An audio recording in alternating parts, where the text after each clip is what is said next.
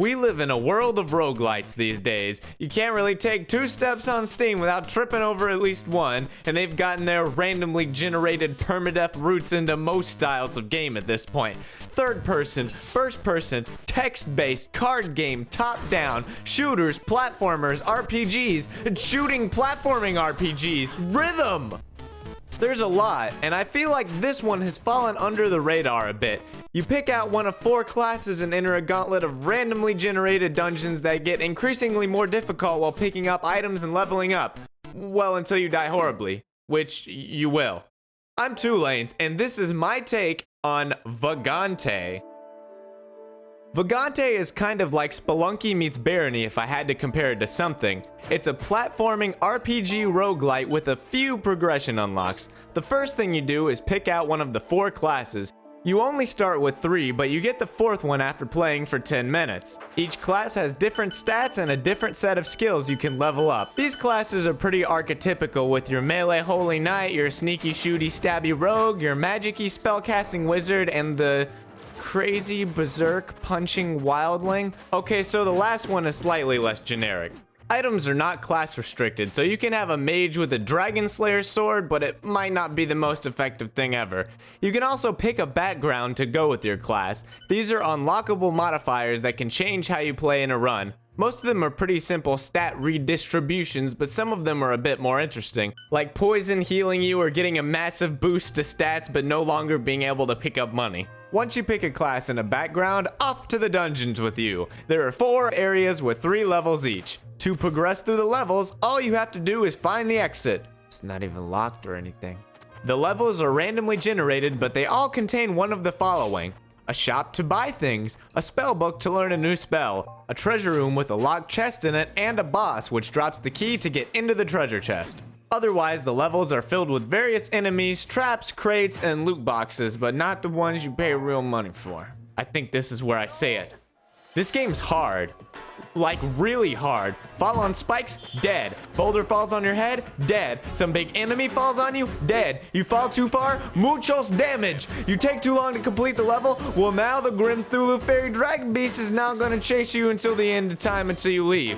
No wait, that last one isn't true. You can take as long as you want every level. Thank God. I hate that mechanic.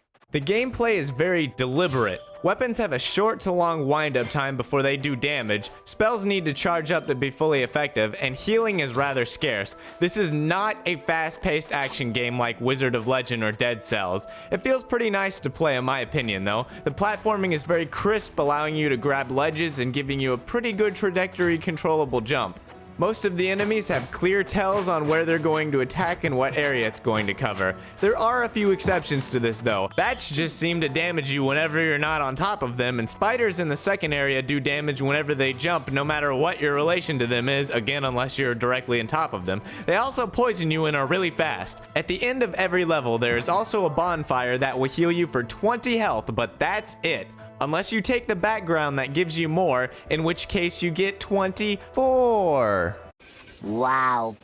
You can also drop items into this bonfire for various effects. Chucking a spellbook heals you for 10, throwing a chicken in gives you a roasted chicken, lobbing a bat gives you a cooked eye, flinging a fish gives you sashimi. Good stuff. There's also a trapped fairy on the 2nd level, and only the 2nd level for some reason. If you carry her to the exit, she'll heal you for 40 HP. You're probably going to need that extra healing. You can also level up once you've sat at the bonfire, given you have enough experience, which is that bar at the very bottom of the screen. You can only level up once per stage though. Leveling up gives you a point to put in one of 9 perk themes. Each class gets 4 unique perks, and then everyone has strength, dexterity, intelligence, vitality, and luck. I find you can make some pretty varied builds with the perks. The game has quite a few elements from classic roguelikes as well. Most items in the games, weapons, armor, potions, and scrolls are unidentified when you pick them up. The only way to figure out what they do is to either use them or use a scroll of identify. The only problem is that you need to figure out which scroll is the identify scroll. Items can be cursed, giving you negative stats and becoming unequipable, unremovable. You can't take them off if you put them on until you find a scroll of uncurse. So there's some slight unease of putting on random pieces of equipment and drinking potions that you just happen to find. Equipment gives you bonus stats, but they also can have modifiers that produce a range of effects from double jump to wall phasing to damage to gold to lifesteal. These effects are varied enough to where I've played for 27 hours and still occasionally see ones I've only seen once or twice. Scrolls are the safest bet for using unknown items, as nothing bad can happen. Scrolls recharge your magical weapons, uncurse you, identify items, and reveal the map. They can also make you jump big, but if you jump big, you also fall big. Then there's potions. Potions are a huge crapshoot if you don't know what flavor it is. It can heal you, poison you, give or remove any stat point. I tend not to drink unlabeled things. Melee weapon, ranged weapon, and spell are all mapped to different buttons, and you can equip and cycle through multiple types of any category, which is nice. It would be nicer if you could have multiple spell buttons on mage though. Once you have about 4 spells, it gets a little hard to cycle through, which is what I had written down because dumbass me can't read quick cycle and decast, which lets you cast 4 different spells depending on which direction you're holding to press cast. I don't know why. Speaking of spells, they work on a number system. You get a certain number of cast and then you're donezo until the next bonfire. There are also some special structures scattered throughout the levels. These structures take various items and turn them into other things. The smith takes weapons and armor and gives you the same in return. The scholar takes spells and scrolls and returns spells. The shackled takes cursed items, identified or not, and gives you a god cursed item, which is vastly powerful but permanent once you equip it. The deranged takes anything, even arrows, and he also returns anything. So he could give you items, he could set you on fire, he could randomly teleport you throughout the dungeon. He's quite the character. Cauldron entity thing. The bloody will take half of your HP and give you a stat increase for every 30 HP it took. You can also sacrifice the fairy for 4 stats, but the guilt will gnaw away at your soul. And finally, the light will take 20 gold and heal you for some random amount of HP. You can destroy all of these structures, but most of them only have harmful effects. Lastly, every second level of an area also has a locked door that can be unlocked with the boss treasure key. This leads to an alternate, much harder third level that has its own unique enemies and bosses. They also contain some additional loot and gemstones that give flat stat boost without taking up any item slots. Oh yeah, don't steal from the shopkeeper or else he'll swing his fat sack at you until one of you dies. And every other shopkeeper will also hate you until you die. Whew. I think I've explained most of the game mechanics and even some of the more esoteric ones, but there's still more, but that's what wikis are for, right? The game is pretty fun and has a wide variety of items and effects. There's a few items I've only run into once or twice, like the Chaos Wand, a wand that literally does anything when you use it. The rhythm of fighting things and jumping around and getting to items is satisfying once you get it down. Most enemies don't hurt you just by touching you, which is kind of a pet peeve of mine. The classes can also end up pretty different depending on what you put your points into.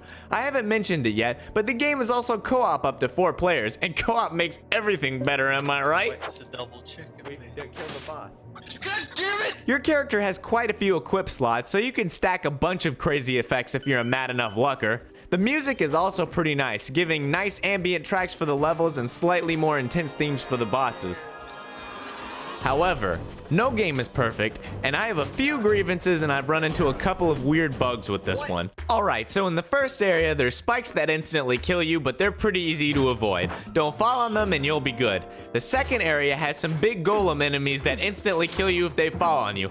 Alright, that one has got me a few times, but it's still mostly easy to avoid. But the third area? Oh boy, there are these spike traps that activate a second after you walk on them. These still instantly kill you despite being way easier to trigger than the previous level insta-kills. If that wasn't bad enough, then there's these hand monsters that can grab you into the spikes. The regular enemies do absurdly high damage, and the ground and ceiling are literally crawling with them. If you didn't think the game was screwing you hard enough before, it will certainly start screwing you in the catacombs. It took me about 3 near instant deaths in the catacombs to figure out how to proceed. This could be a huge turnoff for some people as there's almost no permanent progression. So you die, you go all the way back to the beginning, just like your good old NES games. There's also glitches. In multiplayer, sometimes the non-host, me, would start the game with 1 HP but do absurd damage, which is the death is easier to encounter effect, despite having no items and not taking that background if it is one.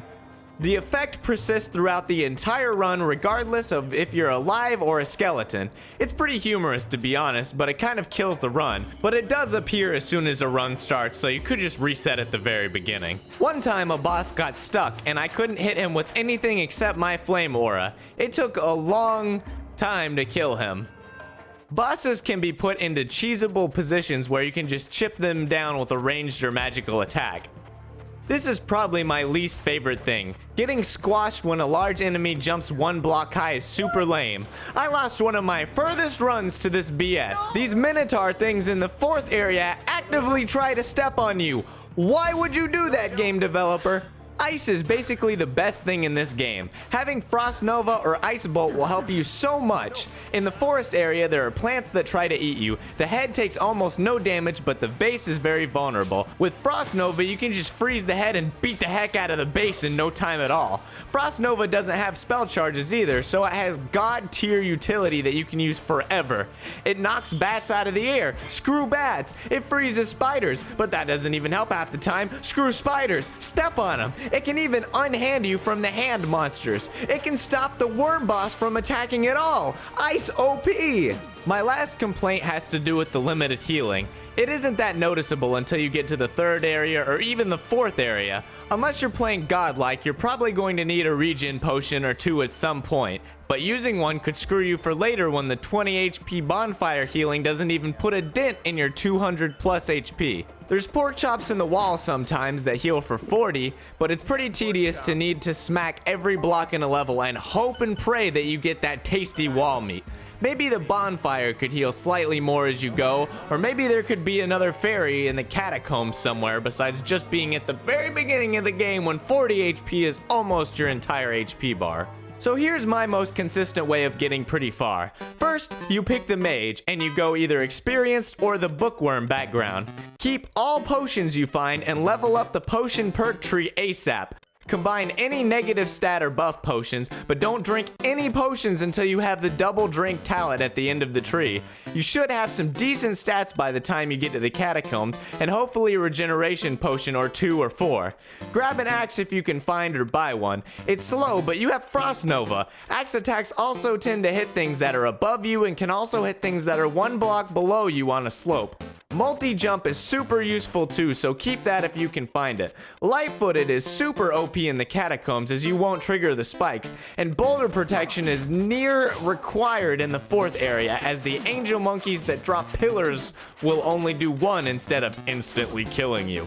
If a shop is selling a cursed item, buy it and throw it into the next Unchained you find, giving you a god-cursed super item. This should make you pretty resilient to everything that isn't giant monsters falling on your head. Overall though, for $15, I think this is a pretty solid roguelite if you enjoy less breakneck speed demon games but still want something that's real time. I was at a point where I was gonna make this video, but then I kept playing. I wanted to know what else there was, what secrets the game would hold for me, the bosses, the items, the effects. I'd take it. Oh yeah, and it's also the Dark Souls of 2D pixel platforming roguelike. Ha, got him! So this was supposed to be an experiment on making some other game content that I could put out at a more regular pace, but it became a much larger project than I ever expected due to my incessant need to match the video up to whatever I'm talking about, so digging through 20 hours of footage to find the 3-second clip might have been a bad idea, but I got a better way to work out footage from now on. Anyways, I kinda gave up on it and then found it again and decided to finish it. It was a kind of a weird video, like it was somewhere between a review and a guide, but I kind of think it made sense for this kind of game where you kind of have to either look something up or like you don't get much of the feel with the game unless you explain a lot of the weird stuff. Anyways, if anybody got this far, did you like this video? Do you want to see more like this? I'll probably be playing with the format of my videos for a while, so who even knows what's coming next. Catch you guys in the next video. Peace.